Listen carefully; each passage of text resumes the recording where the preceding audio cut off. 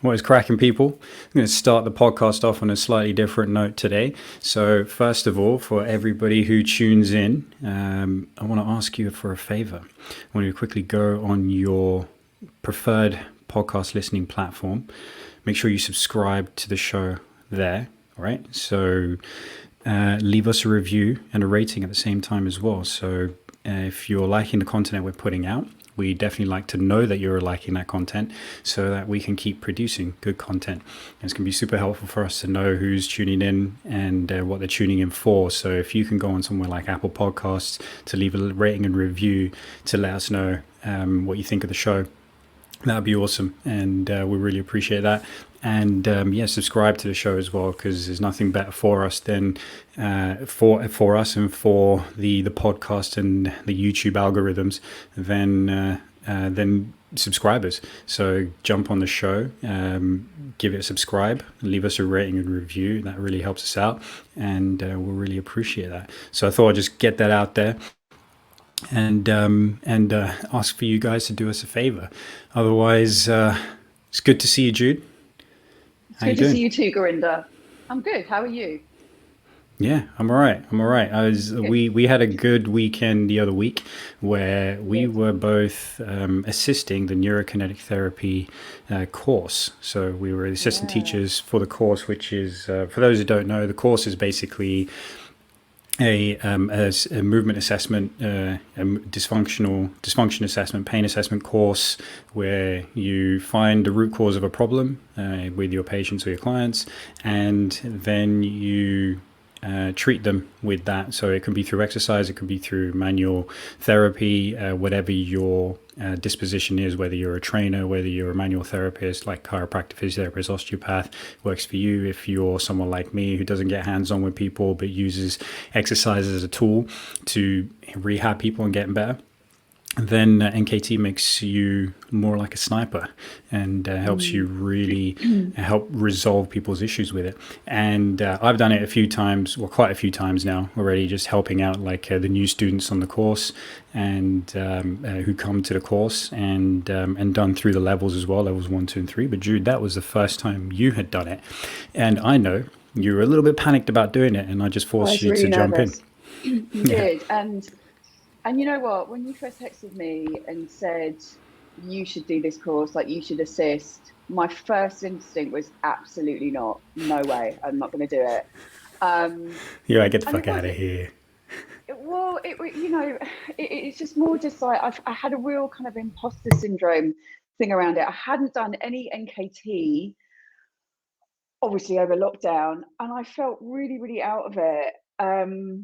And I love the level 1 material. I think for me, I love the manual muscle testing and the breakdown of, for people that don't know, there's a lot of different muscle tests, and we're testing the movement that the muscles do, and we're testing them against other muscles to look for dysfunction. And I've always loved NKT, and it was the thing that, I mean, NKT is the reason we know each other. And it was something that I did on a whim, and I did Kathy Deely's class. And again, I was really nervous when I first went into my first NKT class with Kathy Deely many years ago, and I loved it. And what assisting did for me is it brought everything back to me, but it also reminded me just how much I love this stuff and just how cool it is and just how unbelievably clever it is. And when you actually see students experiencing it for the first time, it's actually really special. Yeah. You know, it's like you see their face light up and they're like, oh my God, this is nuts. How did you just do that? You know, and all the scar work, and when they see a muscle light up and when they see it like switch off and they're like, what? And it's just, and that was my feeling with it as well. I was like, oh my God, this stuff is powerful. And I've been wanting that to push it back into my sessions. And it was just a really, really brilliant recap for me. And you know, there's stuff that I was a bit fuzzy with. There was especially with the feet, with the lower limbs and the feet, I'm always really, really lost. So it's just something that I need to get stronger with. But actually, everything else I wasn't bad with, and I did know it, and it was a real privilege to do it, and I really enjoyed it. I felt like I did when I did that first ever NKT level 1 course all those years ago with Kathy. And yeah, and I'm really excited to do level 2 this weekend and assist that as well. And I was really chuffed that Simon asked me to do that as well. And I'm a bit like, and now I'm going into that feeling a bit nervous because I'm like, do I know the material? Can I remember it? But it's like you said, he teaches it and then you go off and you teach it, and it's like, and it will come back to me. And I do a lot of it, and it is, and please correct me if I'm wrong, but it's the Vleeming's sling systems, isn't it? Is that right? Is it based on Yeah. Vleeming's, or is it just Yeah, muscle yeah, slings? So exactly. yeah, Essentially, Vleeming yeah, it's slings, like sling systems. anterior oblique slings, posterior oblique slings, lateral Yeah, slings. yeah, Those are the three main ones that we which I cover. know quite well. Yeah, Yeah. which I know Oh, quite and well the through doing Kathy deep Dooley's longitudinal immaculate system. dissection Yeah. courses as well. Yeah.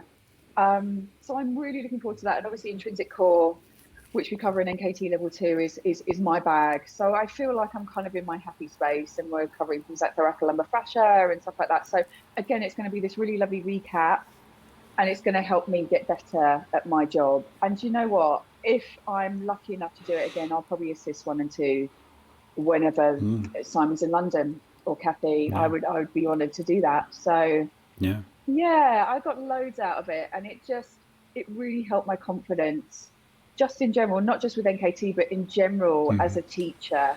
I think it's really important to do things like that. And I knew that, and I said yes when you texted me, because I knew it would push me out of my comfort zone, somewhere that I didn't want to go, that scared me, but at the same time I knew would make me better. Yeah, and that's just a prime example of, like, how do you get confident in the thing you're trying to get good at. Is like, you don't just wait for it Yeah, to be like, oh, I'm confident again at doing the things. I know you just have to go and do it when you don't feel I'll confident, and go that in. builds that confidence. So it's just skill acquisition builds confidence. It's not thinking about doing the thing and thinking about the right time to do it. It's the actual doing that gets you confidence. So Yeah. yeah, so kudos. So well done. Thanks. Yeah, it was just, you know what? It was actually just really nice to be around that community again. I forgot how much I missed it, because you and I, we were always at the study groups, and I always took so much away from them, but it was almost just being in that community as well, and just being around people. It's like yes, I'm around my clients, but I'm not around like a community of people that often. So it was just actually really nice to sit with you and Sue, to sit with the students, have a chat, and dissect stuff as well. And yeah, it's just a really nice way to spend time. So I'm looking for, part of me's like, oh my god, it's a whole weekend, I'm going to be exhausted and I've got to go straight into work. But at the same time, I'm like, no, it's going to be good for you, because you're going to be interacting with people, and that's not something that you do as Yeah. regularly as you should. So yeah, it was really cool. Yeah, that's seeing the students take it up, seeing their faces, seeing their reactions, and throughout like day 1 and day 2, what was that like for you to observe that? Like, what did you see? What was it like for you to observe that?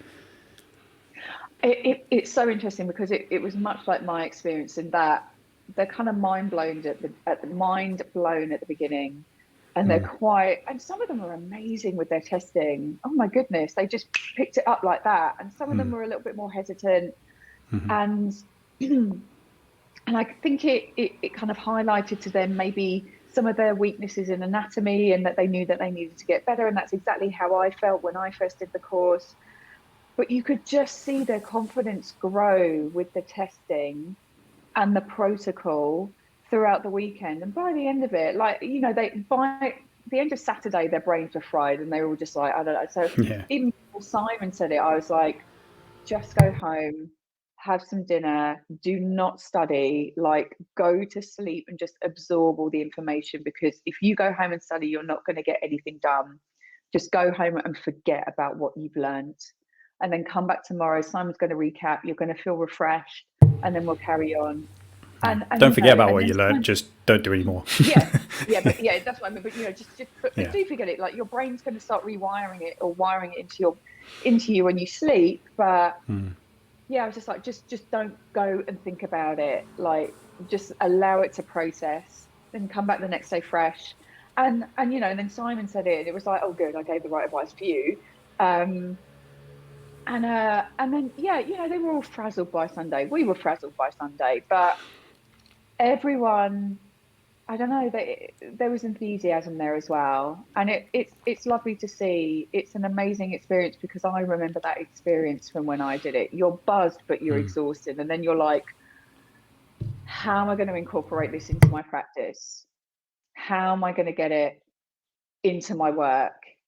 And this is why we're there as well. It's like, this is why we assist. So we can give them like tools that, you incorporate it slowly. You take the core and you do that or whatever. Some of them were really confident and some of them were like, how am I going to put this into my practice? And it's like, slowly. Don't feel like you have to change everything. Integrate it, drip feed it. And then you get to, not where I am because I'm still trying to figure it out, but then you get to Simon Jones level and he is amazing. So, it's impressive. Yeah, exactly. Yeah. How did you find it? It was good. It was really good. It was really good to be around people again who became just entering into that community and all there to learn.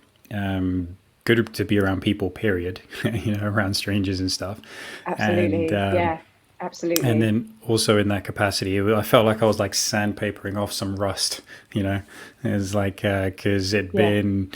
So January last year was the last time we'd assisted.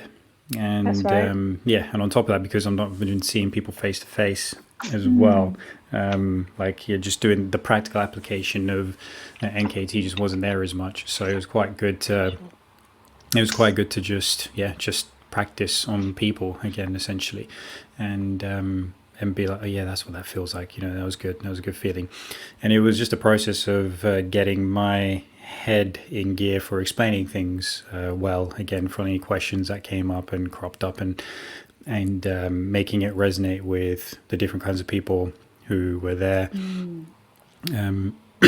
So that was it was a really good process for that as well, and it was a hot weekend, which was freaking awesome. It was this super sunny weekend, right? So very hot, yeah, a lot of walking. I did a lot. Basically, it took me about an hour and 15 to walk from my place to the venue, and so I just did the walk there and back on both days. So I ended up walking like 30 kilometers each day as well, which is pretty cool. Nice. Not each day, in total over the weekend, which is cool.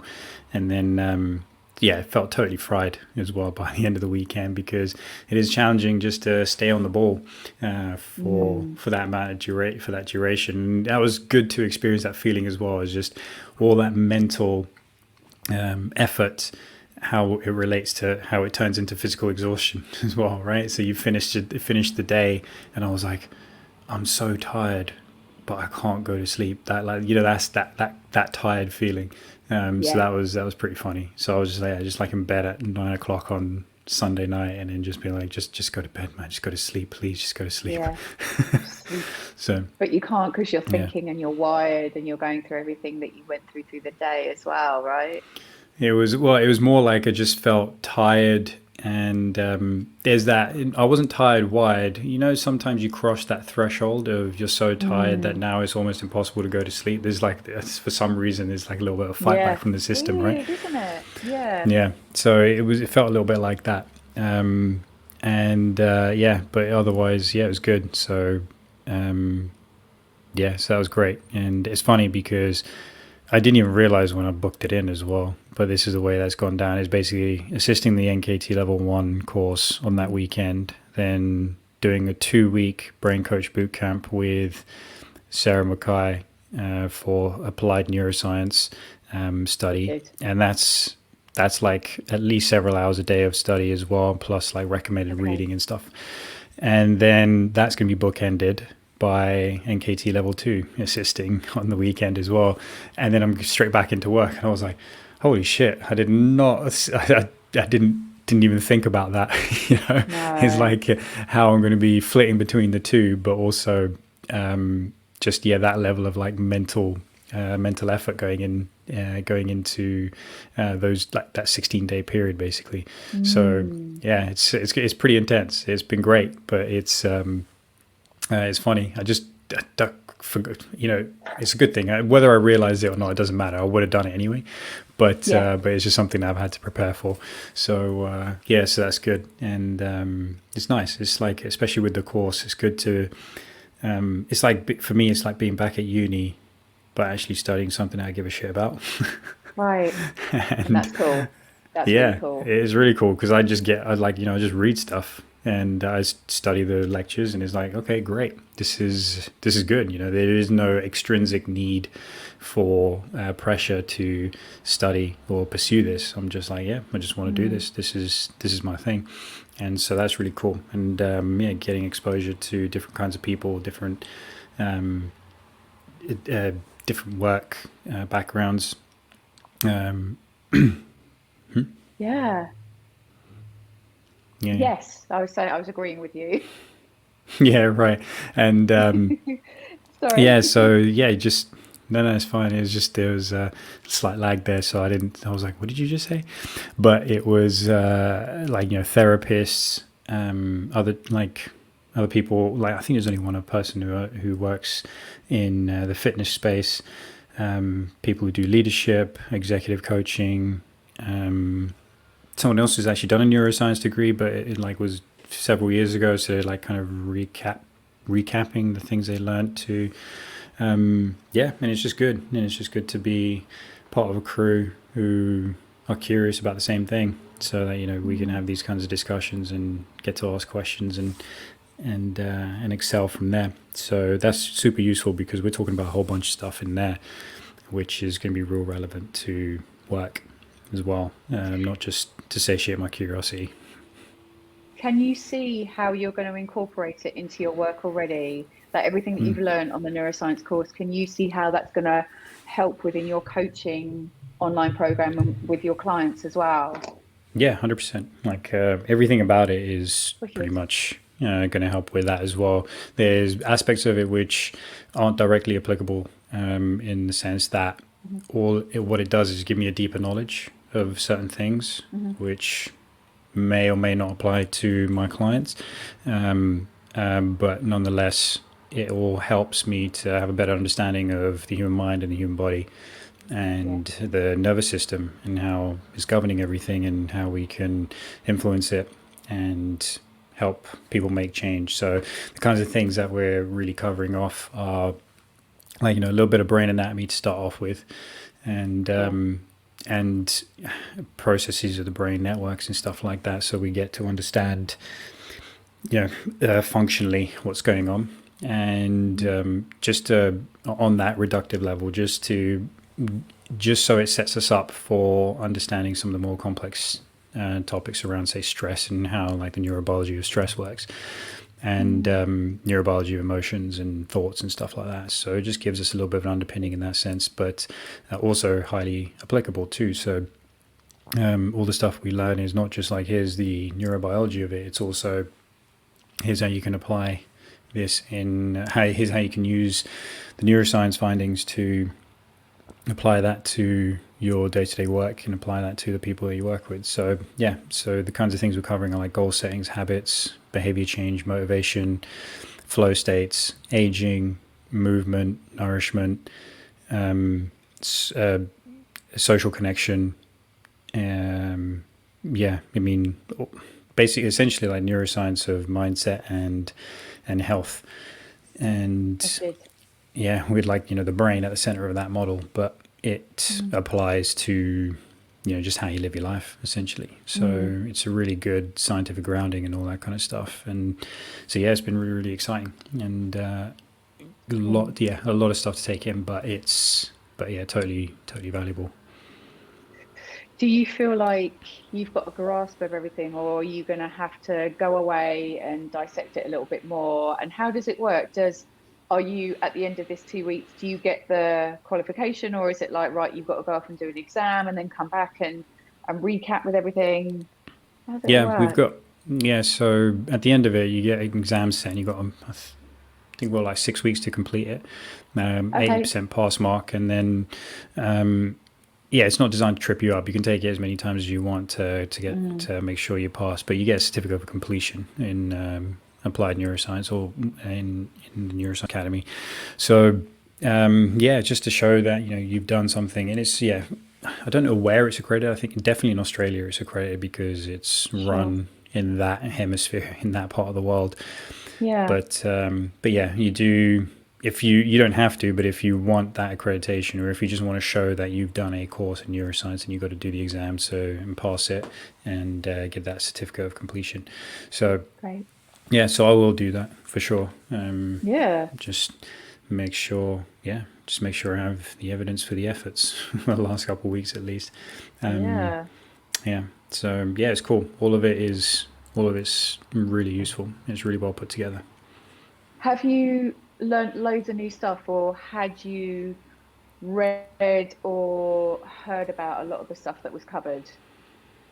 Yeah, so definitely heard about a lot of the stuff that's covered already.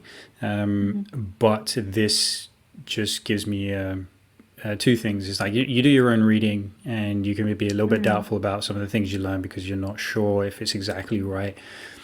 And because even sometimes, even when you read it in a book, say, for example, you want to know that other people in that sphere are either singing from the same hymn sheet or they're highlighting what they may disagree with, so you can form a more informed opinion on the subject and come up with the nuanced view of it. So I had especially through exposure with Andrew Huberman as well, neuroscientist who's been doing a lot of good public work in terms of spreading. I want to talk about him in a minute. Yeah. Well, spreading the good word of neuroscience across the globe, and how we can use the practical applications of the neuroscientific findings and how it essentially makes our lives better. And so he's been really helpful. And then some other things I've read, like for example, Stephen Kotler with the Flow Research Collective, all the work and effort they've done over the last 20 or so years to piece together what it is to be in a flow state and what is a flow state, and then what can we do to get into that flow state.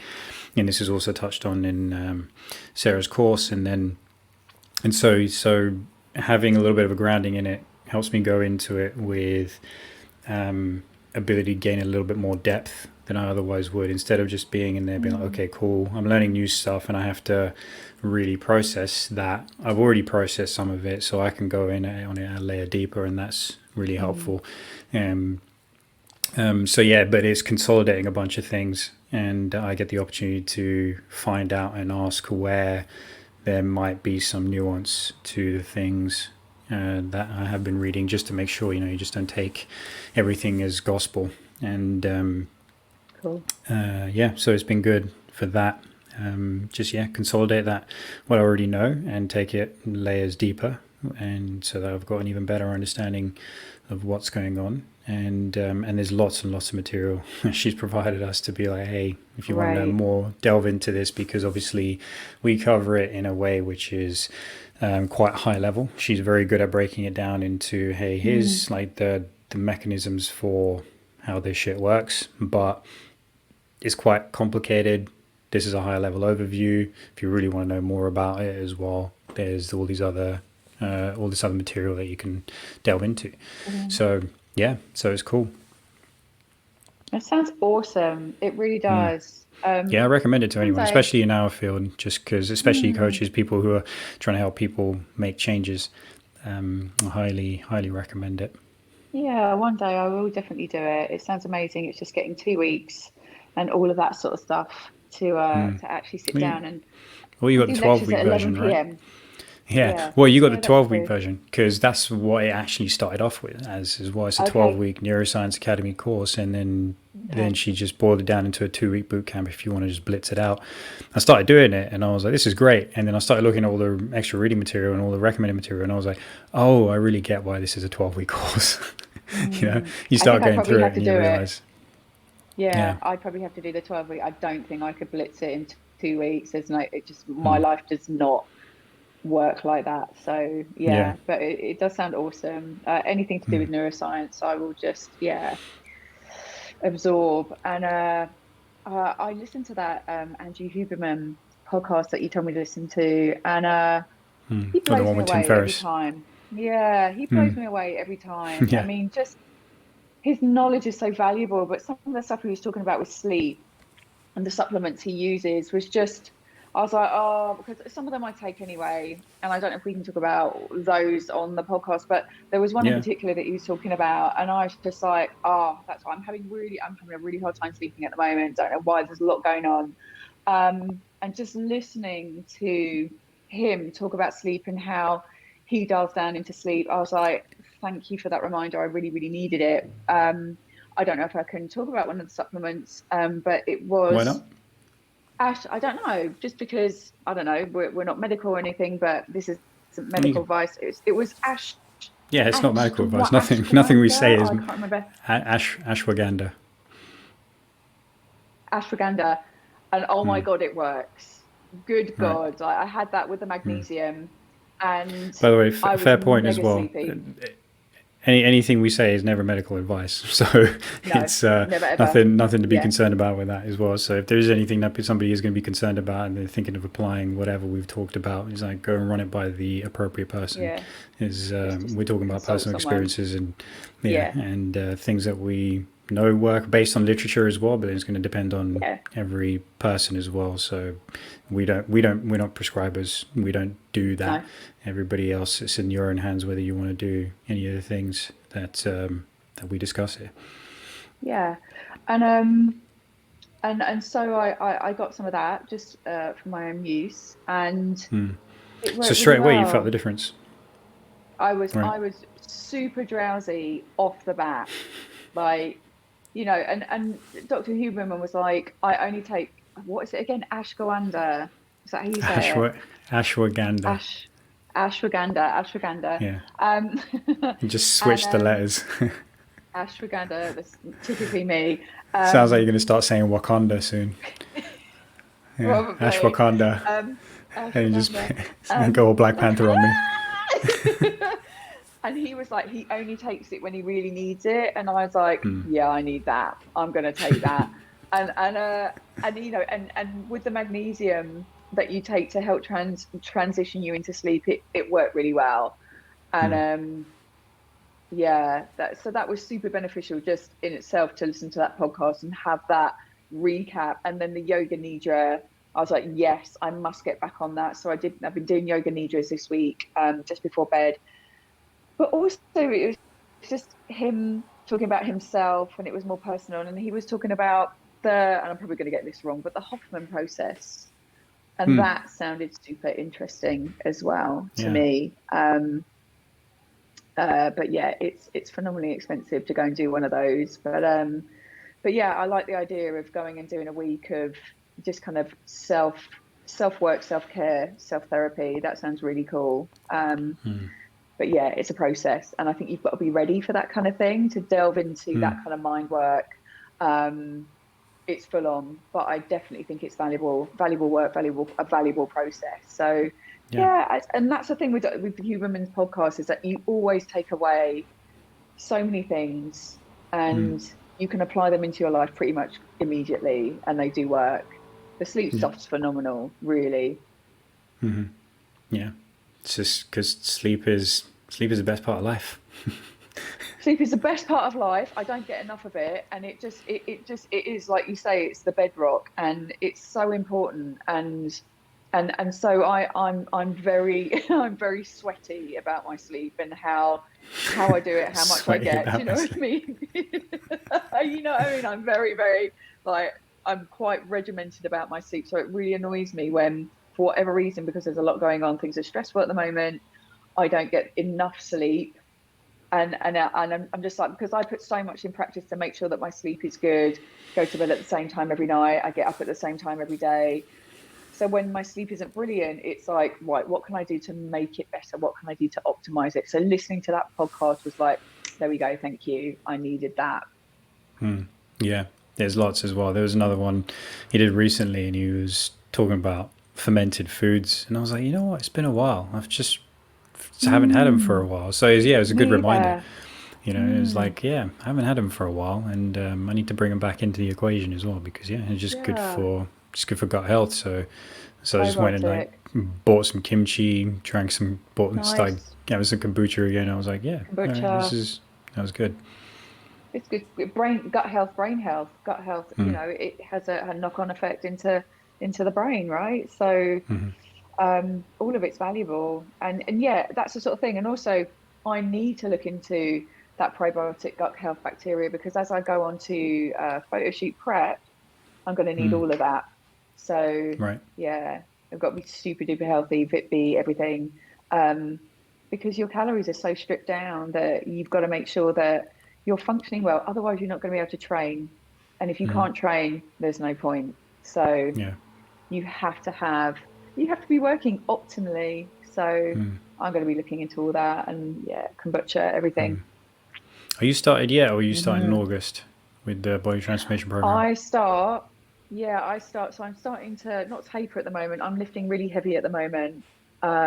And my food is just normal. My food is around about, and you're going to say this is a lot, but actually for what I'm about to do, it's probably about on track. But my food, my Mm, calories are just over 2,000 a day. And then mm, that's going to drop down phenomenally come the 30th of August. mm, And the photo shoot, not that I've booked it yet, I'm having lots of thoughts about it, but that's going to be on the 1st or around the 1st of December. So mm, it's a good 14 weeks of stripping down and it's going to be phenomenally hard. So yeah, everything's got to be optimized because you just don't want to get injured. yeah, of But I'm course. lifting pretty heavy at the moment. Mm, Everything's ramping up and it's getting all quite heavy. But as you get into the program, as you get into prep and you do drop down your calories, you're not going to be lifting as heavy because you just can't. There's no way I'm going to be able to, squat what I'm squatting at the moment. So yeah, mm. it's I'm looking forward to it, but I'm nervous. I'm ready, but I'm nervous because it's just the food's going to be hard. Yeah. Yes. Have you solved the deadlift yet, or is that just an exercise you're Yeah, still I in with? have actually. It's better. Okay. It's Yeah. much Yeah. better.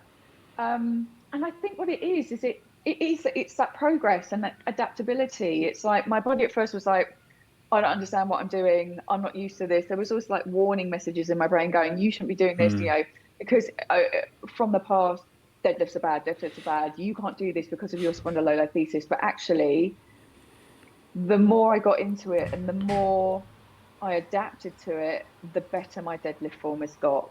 It's not perfect, but when you have a spine like mine, it's very hard to hinge that way. So it's getting better. And also, it's just focusing on where you're actually trying to deadlift from. It's a mm, hamstring exercise, it's a glute exercise, it's an all over body exercise, but it is a focus on the hamstrings and the glutes. So that's where you need to focus in on. And yes, your form, your posture has to be there, but it's getting better. It's so mm. different though.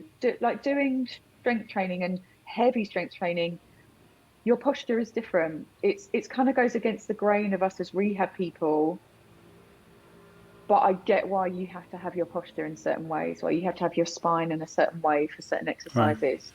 What have you noticed, or what's the So instruction? when you squat heavy, you have to extend your neck quite a lot. You have to. It's almost like you have to anterior tilt a little bit more, and then your neck has to extend a little bit more because you are squatting so much, and it does make sense to me. Um, So you anterior can't just do tilting a through normal the squat. pelvis. Pelvis, yeah. Yeah, anterior tilt, not massively, but you're Mm, trying to carry quite a lot, well, 100 kilos on your back.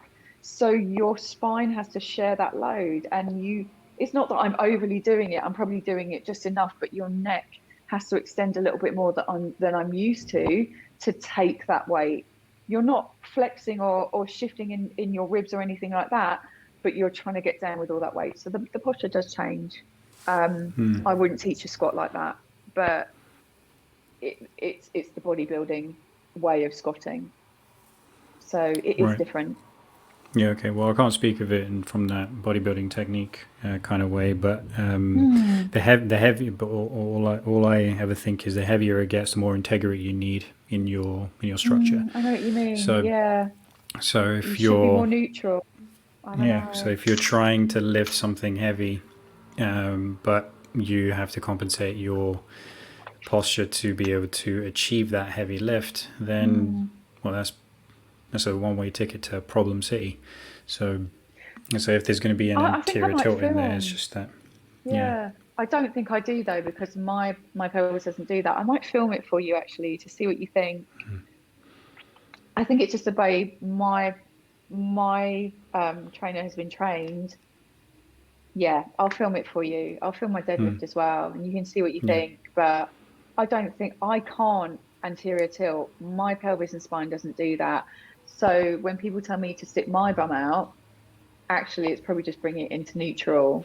Do you know what I mean? So because my spine doesn't look like that. Anyway, it's a boring conversation, but No. yeah, it What do you mean? Doesn't look like that? As in, it's already in that anterior tilt, and you need to bring it more in. no.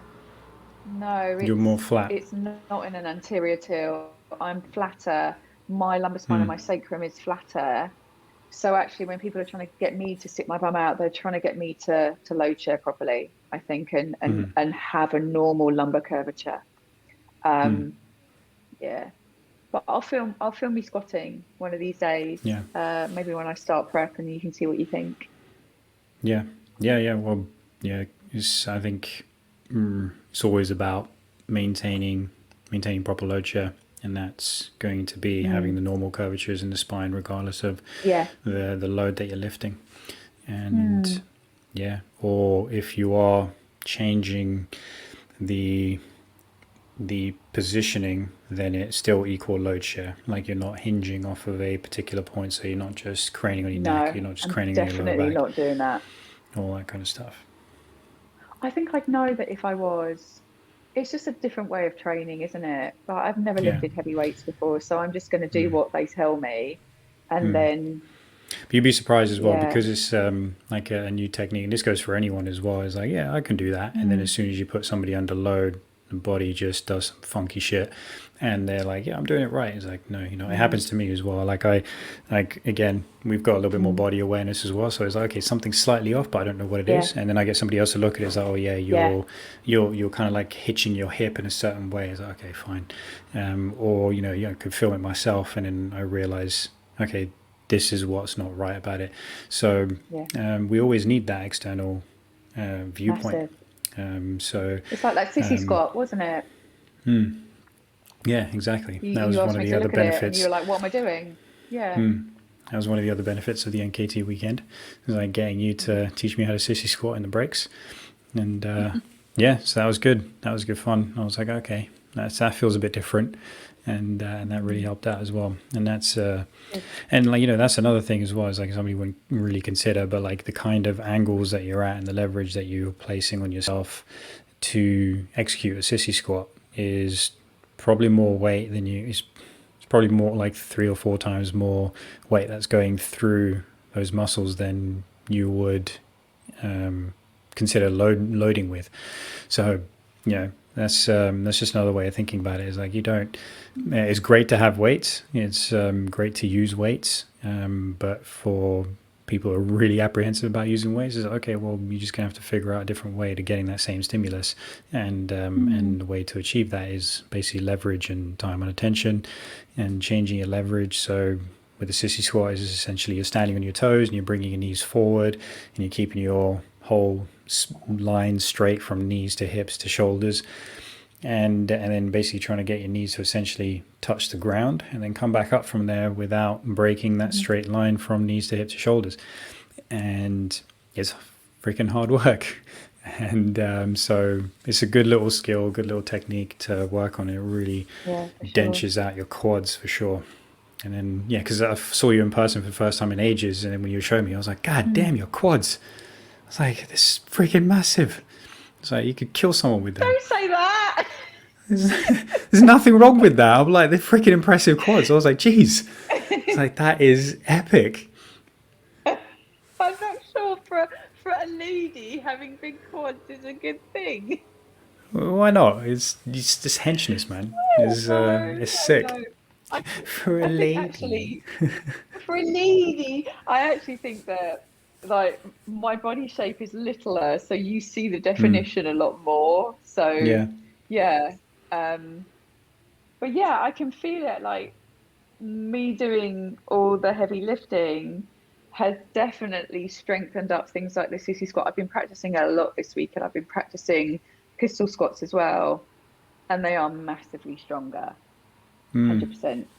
Yeah, So and that's the nice I thing is love where that. I everything love, feeding into each yeah, other, right? It's like in one yeah, technique feeding into the next, one taking yeah, exercise from one domain, putting and then seeing okay, how does it affect this? And it's nice, it's cool when it does that. yeah.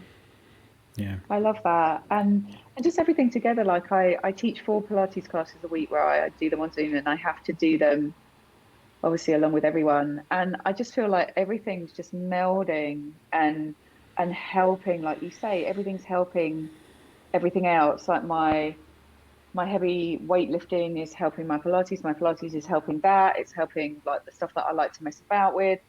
I just feel so much stronger and so much more connected overall.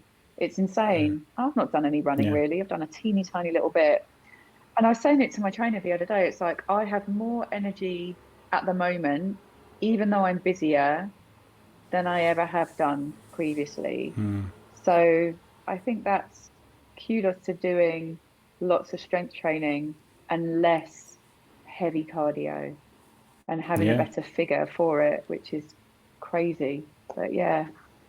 No, well, that's what having a better figure is basically putting on muscle mass and getting stronger, and Mm, that's what gives you that toned figure. Is I mean, mm, yeah, it needs to be busted, that myth of just need to do cardio to be in shape. Is like, no, you hit a wall very quickly by doing yeah. that, and you're not putting on them. And as soon as you stop doing that, if you keep eating the same calories, you're going to put your weight back on. Mm, If the goal is weight loss, basically, and to get into a better mm, shape and trying to keep a slimmer figure. And yeah, but if you put on muscle mass, then your actual calorie expenditure goes up. So you can actually start to eat more food by the time you're done yeah. with a cutting program. And hopefully you put on some muscle mass at the same time. Yeah. So if you've done it the smart way. So yeah, I mean, you have to be doing something which is developing muscle mass. And the best Yeah. way we currently know how is to lift some weights. And Yeah. so do that, and or use, I say it's the best way because it's kind of like the easiest way that we know how.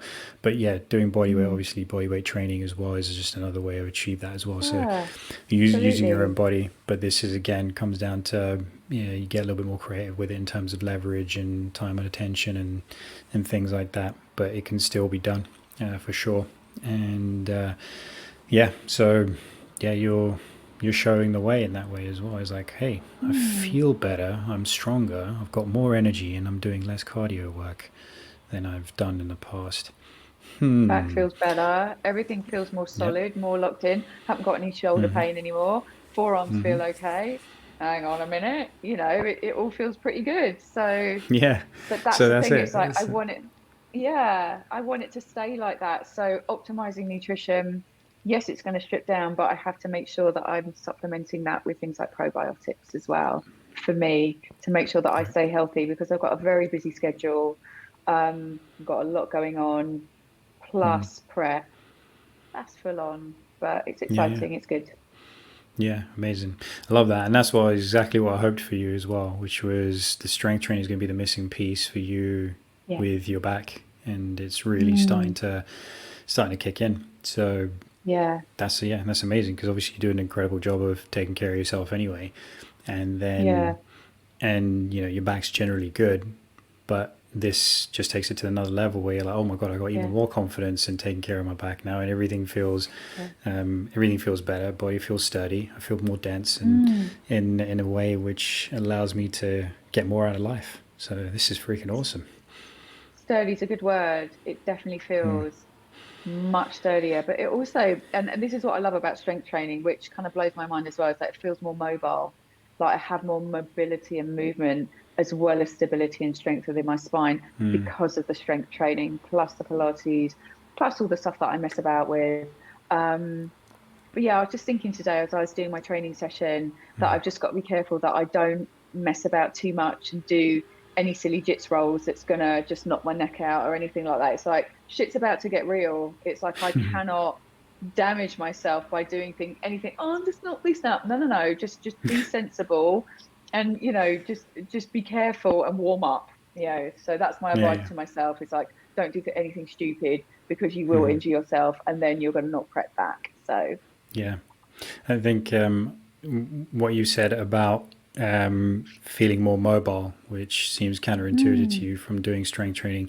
Well, this is what the great thing about building strength on a solid foundation does for you as well. So you've got this, you work on your stability regularly. You like, the mobility is there, but you feel even more. You feel like you have more access to it, and the way I'd theorize that's going on is you're giving yourself more capacity with strength. So you build your stability, you build strength on top of that stability, and then you've got a lot more to play with in terms of how safe your body feels making and executing movements.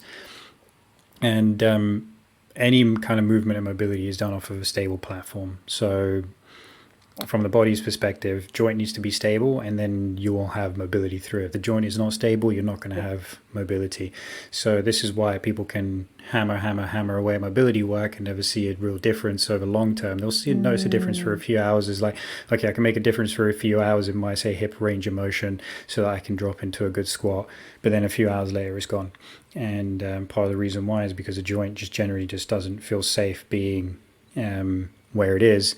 And so it gets stiffer, and then you're constantly working on mobility, where really the thing you needed was stability. So as soon as you get your stability in your body, and your brain goes, hey, the joint is here, it's in the right place, you can do what you want now. And then you have that stability, and you will keep your mobility. So you don't necessarily have to work on it. Like, I barely work on my mobility because I just have access to it.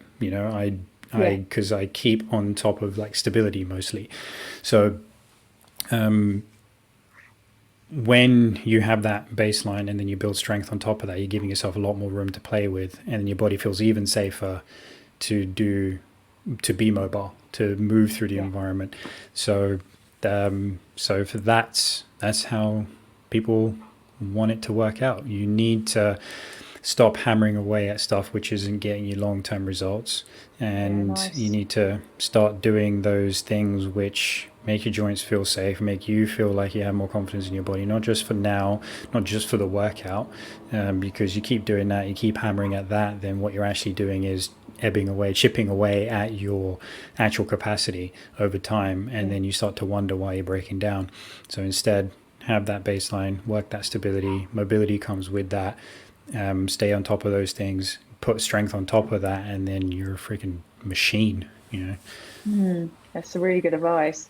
And you know what, it's really interesting. Like, you see a lot of hip mobility stuff on social media, like Instagram. Everyone's on this kind of mobility train at the moment. And that while that's great advice, and while it's great, it's actually, you can't build that mobility unless you have stability and strength, and the breath work, and the core and spinal stability.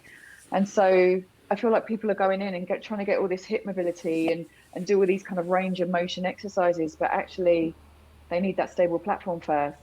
They need that pelvic stability and that intra-abdominal pressure work. And I feel like everything you said is like how I feel. Everything that you were talking about, it's like, that's what I've just accessed, and that's what's going to get better and better and better over not just the next 3 months on prep, but forever now. And I feel like my body, fingers crossed, but I don't even feel like I need to cross my fingers, because it's like I finally figured out how it all works, and anything on top of that is going to be a bonus. I could do hip mobility stuff, but actually, as long as you train the basics and you drill the basics, and you're doing your strength training and your breath work and your stability training, like, you can add those little frilly bits on top. But I don't know, that's for fun. Not for fun, I don't mean like that, I don't mean to take away from anything like that, but for me, it's like doing those really nice hip mobility drills. It's like, oh, that looks good, I'll have a little go at that, but that's not my mainstay. That's not my main thing that I need to do. They're not my foundational work. Do you know what I mean? Does that make sense? It's like everything that I'm Yeah, doing you is don't need to be key doing over those everything things. else. Yeah. No. Yeah, because it Yeah. goes back to that point of if you're constantly doing the same thing over and over again, then something Mm. to try and keep what you've already got rather than build on it, Mm. then that thing's not working. So you need to, Yeah. there's a cutoff point. So you need to go beyond that. And yeah, you're a good example of it. Is like, I don't need to do any hip mobility work because my hip mobility is fine. Even if Yeah. I've done a heavy session of squats and a heavy session of deads, because I've accessed my range of motion, because my brain is happy letting me be in those ranges of motion, it's not taking No. it away from me. So there's no reason for you to continually do those bits of work. Mm. And so then the next thing is like, okay, if you do ever lose access to that mobility, and it's like, okay, well, what have I been doing wrong? What's gone Mm. differently so that it's been taken away from me? And Yeah. then you assess that, and then you start doing the right thing again, and then it comes back. So Yeah. every time is what you said: stability, stable platform. Mobility comes from that, and then you build strength on top of that stable platform, and then your body feels safer to have access to all that. Yeah. So Yeah. you don't even have Definitely feels like to, that. like you said, it's like it is frilly stuff in the sense that it's unnecessary because Mm. you don't need to be doing any of that to No. maintain. You just need to be moving well and exercising well, and that will help you maintain those baselines. Because the Yeah. idea is always, I mean, especially in our line of work, the idea is always that somebody doesn't have to do their back rehab exercises forever. The idea is that No. you do them, you start to feel better, and then you feel better, and then you have you do other things which build on top of that. So as you progress, you've left that way behind, and you just know that you always have that tool available to you, or those sets of tools available to you to take care of your back issue. In case it ever comes back again, because lo and behold, life being what it is, shit happens sometimes, and you just might need to rely on those tools again, and that's nothing to Yeah. be afraid of. It's not like, oh, will this ever happen to me again? Will I ever be in this place again? It's like, no. I mean, at least when my clients work with me, there's an education on what pain actually is, what it means for you if you are back in pain, and how it's not the end of the world. It's not a catastrophe. It's not like, screw it, there might as well be an asteroid that hits the earth and everybody die with me. And feeling like I've just gone back 20 paces. It's like, no, Yeah. everything's fine, just shit happens, and here's how you deal with it, and then 2 days later you're totally fine again. So Yeah. it's always about having those tools in your toolkit, but then moving away from them because you just don't need to use them anymore, and only coming back to them just in case you ever need to.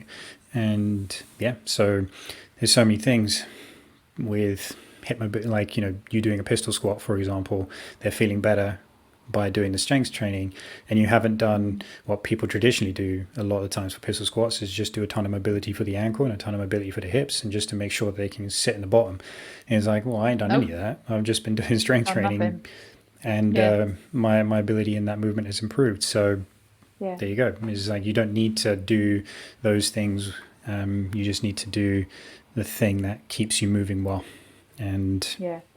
that Really usually nice. is a lot less is more, basically, in Yeah, this it sense. is. Simpler the better, I think, as well. It doesn't Yeah, have to be complicated. I think, especially like you look online and everyone's doing this complicated shit, and it's just like, and you're, oh, it looks so cool, but actually simpler the better. Breathing every single time. I remember Kathy saying to us, it's like she always starts with her breathing.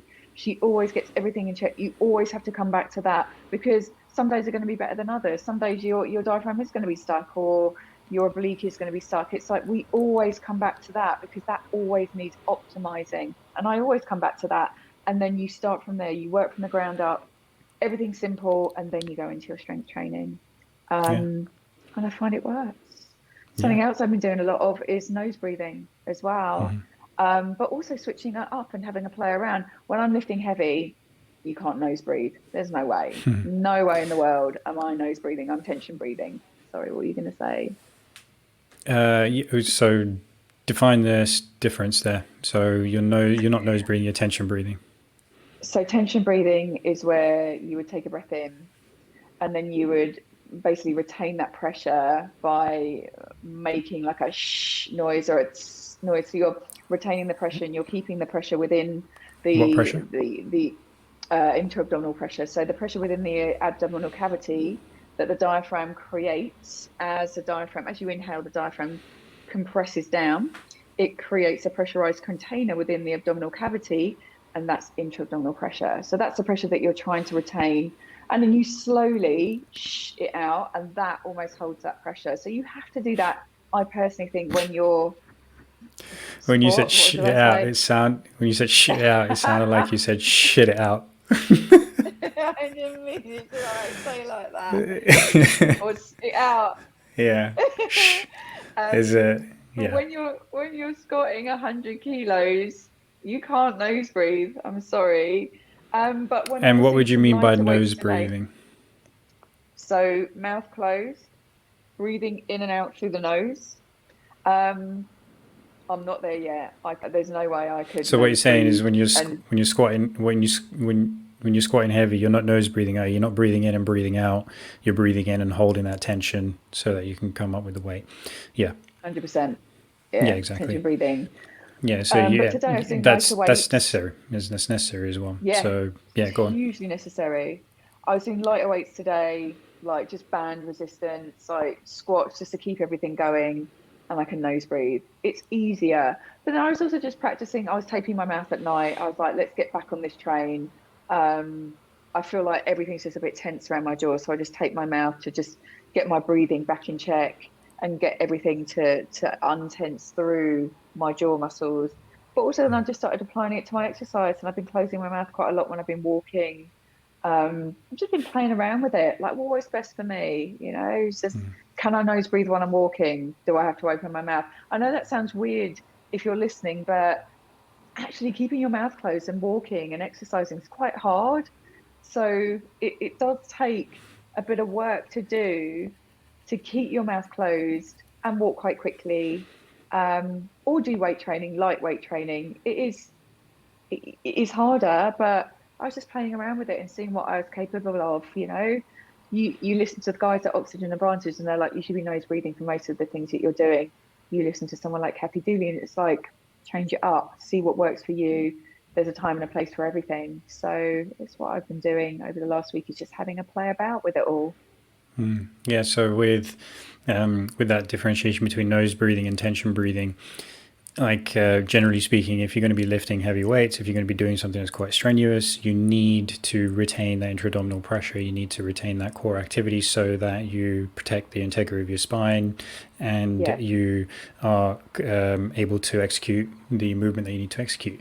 Whereas if you're doing yeah, everyday stuff, the opposite end of the spectrum is just everyday stuff. You don't need to be tensing your abs in and is just trying to get life done. That's completely inefficient. So time and a place, task dependent, and yeah, nose breathing is how you want to live your life. You want to breathe in and out through the nose. Your nose yeah. is a breathing organ, if in case anybody needed that to be spelled out for them. It's However, huge. yeah, however, a lot of people don't use it well. So this is why we're talking about nose breathing and the various health benefits of nose breathing as well.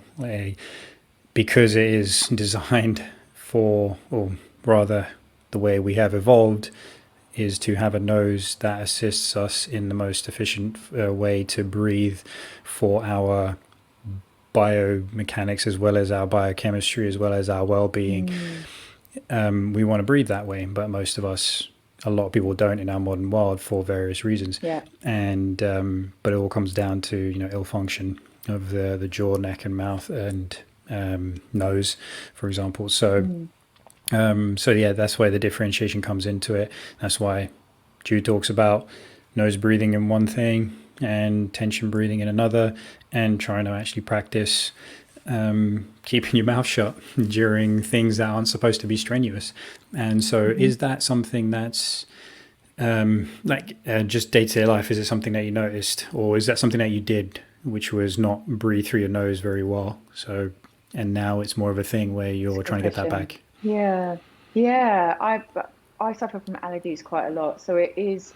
incredibly difficult. And this is what I get a lot of when I do talk about nose breathing, is it is incredibly difficult when you have sinus issues to breathe through your nose. It is possible. You have to train that breath work, and the nose is a muscle. So yeah, I totally get it. If it's bunged up and it's clogged, it's like, well, how am I supposed to breathe through my nose? And it's like, it's possible, but that takes practice, because you have to clear the airways and you have to practice it in phases to get that sinus issue to go through. A lot of people that I talk to are like, I don't know how you take your mouth at night. I snore, I keep my mouth open, I have to keep my mouth open. It's like, yeah, because the nose is a muscle. And if you're not training it, and you're training your mouth and you're keeping your It's mouth like a open and you're muscle, yeah. slackening your jaw, it's not going to work. So you have to train it. So you take your mouth for 10 minutes, see how that goes. You might rip it off, take your mouth the next night, you might get 15 in. And then you go and you go and you go. I can probably do about 7 hours of mouth taping a night now before I rip it off without really realizing. But that's not bad going. Because it can feel quite uncomfortable, especially if you do have allergies or stuff going on. But it's training it. You've got to learn to train that muscle again, or two muscles if you like. When you're Yeah, referring just to as walk. muscle, which bit are you talking about? I don't actually know. I haven't done the nose anatomy, I'll be honest with you. But if you think about it, if the air's going in through both nostrils, if you actually close one nostril and breathe in and out through the other, and then try the other side, you might notice that one side's got more ability to get air in and out than the other. So that's what you maybe notice, and maybe you need to work on one side over the other. It might be that your nose is slightly deviated. So just learning to breathe through your nose takes training and effort and work, especially if we were doing that the whole time. Yeah. It is going to be harder, but it's beneficial, because not only does the air that's going in get moistened, filtered, warmed, and that then goes down into our lungs, and we have all this biochemistry going on in our lungs. That's super beneficial for every single system in our body. If we're mouth breathing, that doesn't happen. But it also slackens off the jaw. Everything can kind of just shut down. Our breathing mechanics can shut down. We can slightly change our head position as well. And it feels like sometimes it's sleep apnea, right? Sometimes people get that. They snore. They don't feel like they've had a restful night's sleep. When you do take your mouth up, everything changes and you get a better night's sleep. I definitely noticed that. So Yeah. that's why I've got back on that sleep train and doing everything like nose breathing, mouth taping, yoga nidra, taking my supplements. It's like my sleep needs to get back on track, especially with what I'm about to do. Yeah. Yeah, exactly. You need So that yeah, recovery, right? So yeah, so the idea is huge. like talking about the nose and not having the ability to breathe well through the nose. The idea is that you train it like a muscle, i.e., if you don't use a Yeah, muscle, it sorry, that's what it atrophies. is. If you use a Yeah, muscle, it grows, and you have better access to it. So that's the idea with the nose as well. It's like, it's not that it is a muscle. yeah. There is no muscle up there. It's just that you train it as if you're training a muscle. Is the use it or Sorry, lose it that's what I principle. meant. Yeah. Yeah, basically. So yeah, and for a lot of people, it just sounds strange to hear that you can tape your mouth when you sleep, because first of all, it just sounds like a really uncomfortable thing to do, to have tape on your mouth. But there is types of tape available which I feel like you barely got anything on your lips, basically, and it's just like a little strip. It doesn't have to be anything major. So You're there's not covering it all the way yeah. over like Yeah, exactly. It's not like you're in a that. Halloween, you're not like in a horror movie or something, and you don't have to put on a freaking N95 mask while you sleep. Yeah, none of that shit. Is yeah, if anybody is doing that, then yeah, you should have some pretty strong breathing mechanics potentially, if you're able to do that throughout a night. Tiny little bit of tape, people. Don't worry. It's Yeah, just little. You exactly. can take it off. You can still breathe through your mouth. You can still Yeah, talk. But try yeah, not to take exactly. your whole mouth up. Yeah, if you feel like you're gonna die, you can literally just take it off. It's fine. You'll be okay. But there's other ways of practicing it. It doesn't have to be during the night. It can be while you're sitting No. around at home. You can put it on while you're sitting around at home. So the reason you would recommend that is because if you're struggling with good breathing quality and breathing mechanics, then that is a way to way to recover it is to tape your mouth shut and force yourself to breathe through your nose and just practice it, like you said, like a minute at a time or something like that. It could just be, you don't even have to use tape. You could just, just close your lips and just put your fingers on them just to know that they're closed, and so you get that feedback as well as like, oh, really, they just, so yeah, I mean, it sounds stupid, but just like, you don't realize if you lose your position in an exercise because you start to get tired from doing the exercise. It's a similar sort of thing with the breathing. You don't necessarily realize that you'll start to breathe through your mouth. I mean, most people aren't necessarily paying attention to the fact that they're breathing through their mouth. So that's why you got to bring that little bit of awareness to it. So you just end up closing your mouth and just, stick a finger on your mouth and then just make it so that you're aware that you're not opening your mouth to breathe, and then just keep constantly breathing in and out through the nose as best as you can. But there's also techniques that you can use to unblock your nose if that's the first hurdle that you've got to get over. And correct. So there's certain things you can do to open up your sinuses, which sounds crazy. Is like, how do you actually do that? But there's ways of doing it.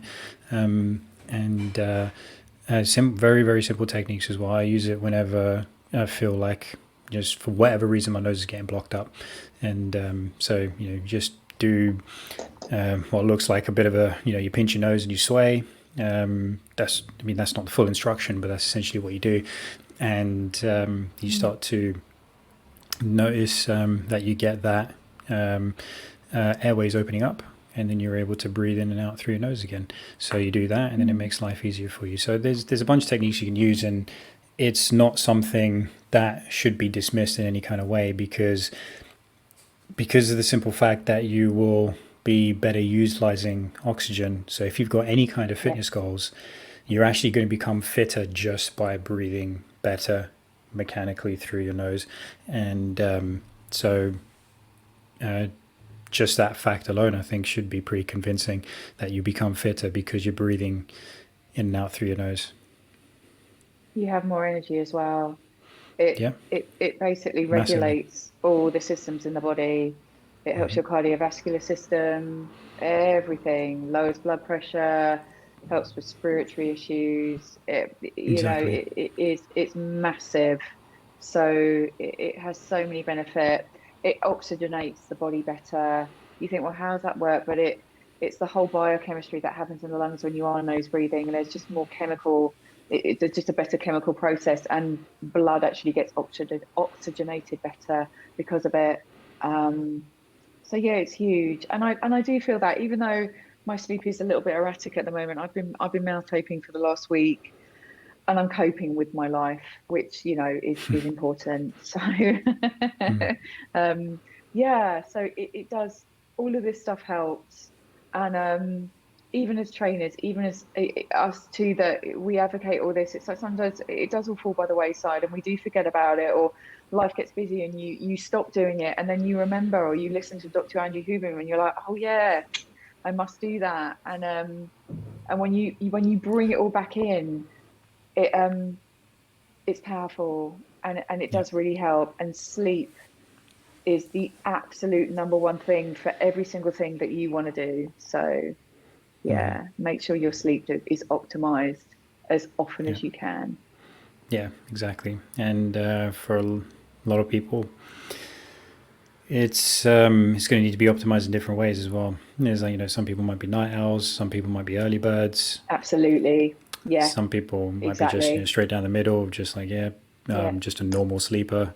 Other people, depending on kind of work schedule, when you find yourself doing your best work, those kinds of things.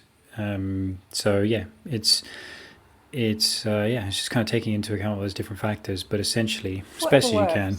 Yeah, as best as you can. Just try and sleep when it's dark and be awake when it's not. Because we are diurnal creatures. Between the hours of 12 and 4, don't look at your phone between the hours of 12 and 4, because that can create a stress hormone, right? Is that what it is? You create a stress hormone, stress response. Well, yeah, I mean, because our life is based on a circadian rhythm.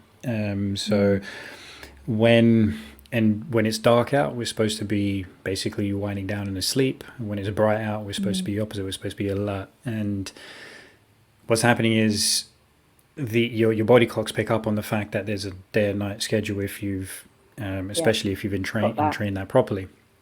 And so basically, so then what starts to happen is, if you're exposed to bright light in the middle of the night, when in the dead of the night, when there's not supposed to be any light out, and if you and you're doing that for an extended period, not like just wake up, you had to turn the light on just to check something, or go to the toilet and then come back to bed, nothing like that. It's like, if it's on for an extended period of time, your phone counts as that as well, because it's bright light, very bright light, that's going into your eyes. Then it has a pro-depressive effect on the body. It just hits this part of the brain, this circuit that's involved in, essentially, it will suppress your production of the motivational hormone dopamine. So the thing that makes you do things in life, the neuromodulator gets dialed down. So basically what that translates to is, you're going to feel shit if you're going to stay up in the middle of the night often and have bright lights overhead, especially around you. And it is, like I said, it's a pro-depressive circuit. So you want to essentially not expose yourself to light in the middle of the night with any kind of regularity.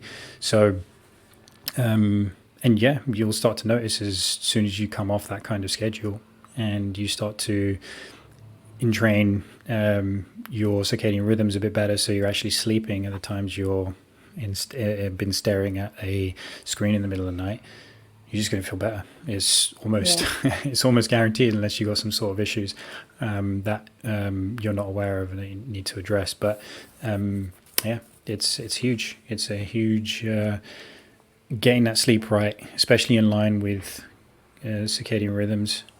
It's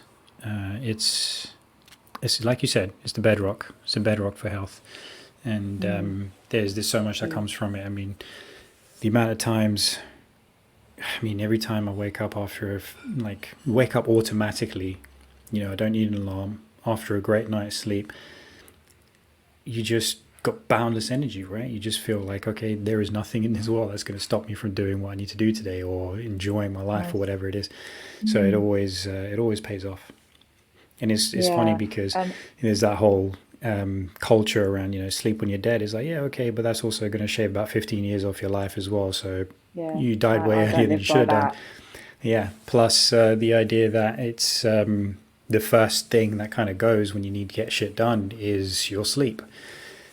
And actually, if you get that sleep and you have that good quality sleep and you wake up refreshed the next day, you actually have a lot more productivity than if you try to save those couple hours for effort and staying awake. So the trade-off actually isn't that worth it.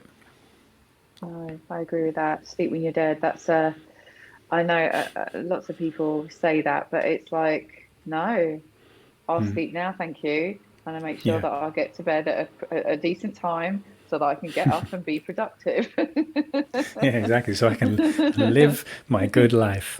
It's like, oh, that's just boring, isn't it? And squats 100 kilos. All right. Yeah, damn right.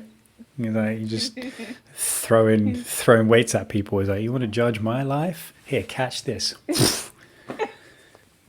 I know. Yeah, you shouldn't have asked me. Shouldn't have taken a piss. Yeah. But But sleep allows us to, go all week. You're doing a course, I'm doing loads of stuff. Then we've got a course at the weekend. It's like, without getting good sleep, we would be ruined. So it's huge. It's so important. Everyone's schedule is going to be different. I'm sure some people listening to it going, well, hang on a minute, I'm up at 12 at night and I'm doing all this stuff. And it's like, cool, don't worry. Your schedule's different to ours. And just as long as you get a certain amount of time, it's not great with the circadian, but as long as you get a chunk of time when you're asleep and it's good quality sleep, don't even worry. Everyone's going to be different. Yeah. Yeah, essentially, you want to use light to help entrain that. So if you're somebody who has to be awake at 12, 1 o'clock in the morning, then for a non-negotiable reason, then you want to essentially set your day up so that you are peaking at those times, and you can entrain those rhythms as well, but by the single biggest thing is by using bright light.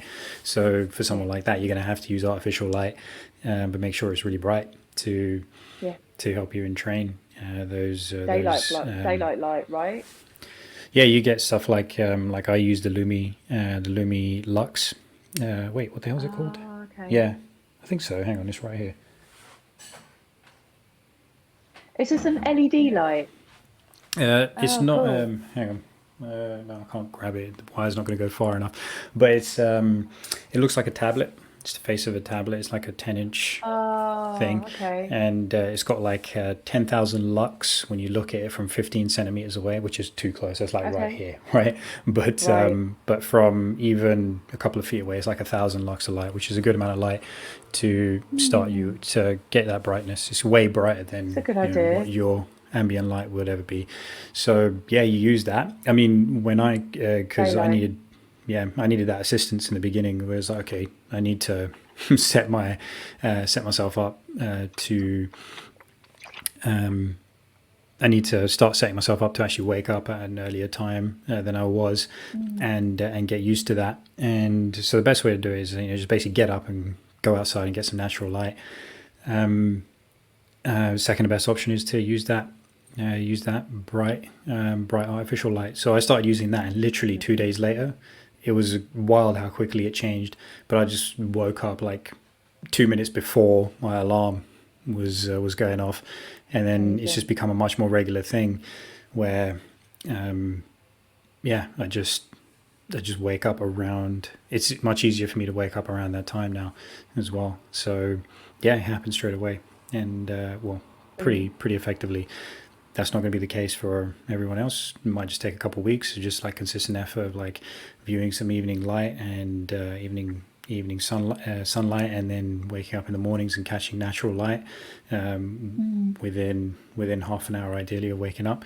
And then you start to see the difference. You start to notice that you're changing the times that you are alert, basically, during the day. And it's really beneficial. That's really cool. I think I need to get one of those things. I think that's hugely beneficial, and it just goes to show just how you can structure if you're just how important light is, and how you can actually structure your circadian rhythm and get it back on track by doing that. If you can't get out in the daylight, because it has to be outside at round about dawn to set your circadian clock. If you can't do that, then that's a great thing to do. And actually, I think I need to get one of those things as well, especially as we head into winter, and it is harder to get that daylight in. But again, you're doing great things to set your clock. Yeah, that wavelength of light that you want to have exposure to, the natural light, which helps set those circadian rhythms, is before the middle of the day. So I think it's about between like 10 and 11, like 10 o'clock ideally. Before 10 you'll catch that light. If it's after that, you won't really catch it. Sunrise. I believe. So essentially, like you said, dawn all the way up until I think 10 a.m. I'll need to clarify that, but basically that will be a good cutoff to use, because of the funny enough, it's not just like the light that we see has different wavelengths as well, just like different kinds of sounds. So that will help with so seeing it at that point, up to that point. So essentially just wake up and within half an hour go and catch some light. And also at sunrise as well, or as close to sunrise as you can.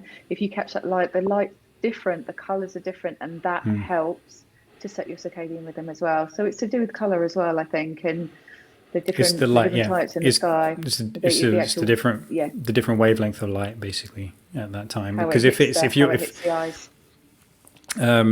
always going to hit the eyes the same way, because of the structure. It's more like the wavelength of that.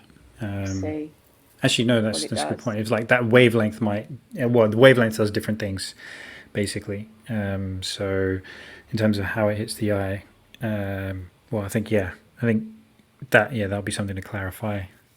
But it's essentially it's to do with the wavelength of the light, And so as an example, if you were to view like afternoon light, basically, it's not going to actually make a difference to your circadian in training, because that's when that process is at its weakest. So it's more to do with that specific wavelength of light, the stuff that you get at dusk, stuff you get at dawn, and a couple hours either before dusk and a couple hours after dawn as well. When we say light as well, never look directly at sunlight or the sun. Obviously, just you're looking at the sky, not directly at the sun. So when we say looking at light, we actually just mean the hues, the colours of sunrise and sunset within the sky. But please never look directly at the sun. Just caveat that there. just try it. It'll turn you into your best Robert De Niro impression, right? Yeah, which mine's very bad. You just look like a really sad camel. A sad camel. Oh, thanks. That was great. Yeah, that was a good attempt at your Robert De Niro face. Everything. So I do try. Tried a Robert De Niro face, pulled off a sad camel. Excellent. Story of my life, really. Tried to pull off one thing and actually just ended up being a chimp or a camel. So yeah. That's it. You keep being that chimp. You keep being that camel. Don't let anyone tell you that you can't be that. I love a chimp. I'm such a chimp. I'm proud. I'm proud to be a chimp. Yeah. Where'd that come from? Do you want the story of why I am a chimp? Well, it sounds like there's a story, so of course we want a story. Everybody wants a story. So of course, when I was when my friends and I were in our 20s, and at a time where I used to drink alcohol, we were around our mate's house one night, and they all got out the red wine, and I can't believe there's an actual story for a specific event for this. This is great. All right, okay. I'm mega clumsy in life as it is. You know this about me, don't you? I'm quite clumsy. I just fall over with no reason at all. And so when I was drinking red wine, I was basically just kind of even more clumsy and just basically knocking over like wine glasses and bottles that my mates were trying to catch, and yeah, like it was like a very nice ball in a china shop. Well, yeah, just like a sort of annoying drunk chimp, just flailing around and chucking wine glasses. Everyone was like, "Oh my god!" Because and so from there on in, I think we were about 20, 21. I've just been known as the chimp because I am very, very clumsy and not very good at drinking. So Jude the chimp, I am. I am real chimp. What? Oh man, this is why you need to go and actually, for this reason alone, you need to go and fulfill your Muay Thai fighting dream. I need you to come out and the announcer's got to say, Jude the Chimp Hersheimer. That's your fight name. But no, because then I've got to walk out to Pantera and everyone will be like, what? Yeah, so, amazing. No, I don't want to be but a chimp's not a fighter. There's no chimp that's good at fighting. What are you talking about? Chimps are brutal. They just chimp. Yeah, like of course they do. No. Chimps are brutal. You don't know how strong they are. They just chimp fist the shit out of everything, and they'll just kill stuff. There you go. That face is becoming automatic for you, sad camel. Yeah, we're gonna have to change. You're not gonna be chimp now. You're gonna be sad camel. I don't want to be sad camel. Oh the boy. Chimp camel. Oh, no, I don't want to walk out. Jude the Chimp Hersheimer. No. Yeah. Yes. It's not going to happen, G. It's done. It's written. So it has been said. So it shall be done. I'm not training for a fight. You train We for a don't care fight. about that bit. We don't need you to train for a fight. We just need the announcer. We just need you to come out to that name. That's all we need. We don't we don't need you to actually train. The Yes. chimp is here. Yes, exactly. Got that oh fresh slog. The champ is, oh my god. This is getting even better and better. We're gonna have your own walkout music. We're changing oh fresh, the champ is here to The chimp Jude is Fresh, the here. chimp is here. Oh man. And then we've got an announcer announcing. This is like one of the Turning into a whole this is thing. what happens. Well, this is what happens when, you know, you just let imagination run wild a little bit.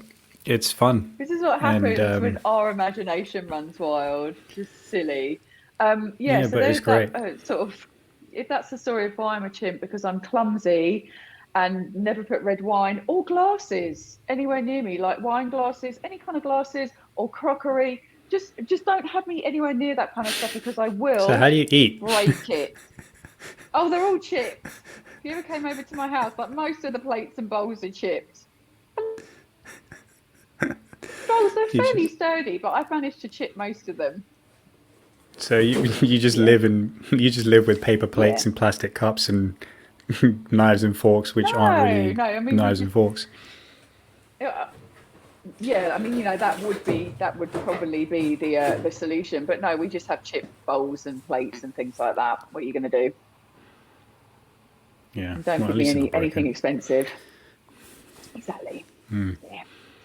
There you go, chimp. Yeah. Okay. Jude the chimp. Jude the chimp Hersheimer. On that note, Yeah. we shall call it. That is, ladies and gentlemen, that has been episode 65. And you've learned something real cool about Jude there. And that's her new nickname. We're gonna, Jude the chimp. we've got I'm sure many a the story on chimp is Instagram here. will be made. Exactly. Yeah. Yep, there we go. So thank you for tuning in. Thank you for being on this ride with us. And like I said at the beginning, please leave us a rating and review on Apple Podcasts, and subscribe to the show on your favorite podcast platform, whether that be Apple Podcasts or iTunes or Spotify or Google Podcasts, wherever it may be. And YouTube as well. Please subscribe there. And we'll keep dishing out some content for you that hopefully you keep finding useful. And please share it with friends and family as well. Get the word out there. We'd love to help out other people as much as we can as well with some of the conversations, and hopefully entertain a little bit as well with more Jude chimp stories. Take care, folks.